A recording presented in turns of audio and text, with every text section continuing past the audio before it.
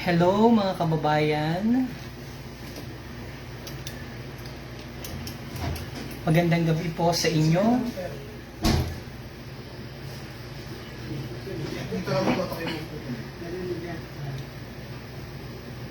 Opo, manood po kayo ng Presby with Love sapagkat meron pong announcement mamaya si Governor Presby hinggil sa bagong executive order. Ito po yung may kaugnayan sa bagong community quarantine guidelines dito po sa Marinduque. Antabay po kayo maya-maya po 6:30.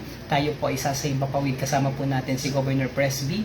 Gayon din po si Speaker Lord Alan Velasco at atin pong guest mamaya ay si Provincial Director ng TESDA Marinduque, si PD Zoraida Ampera.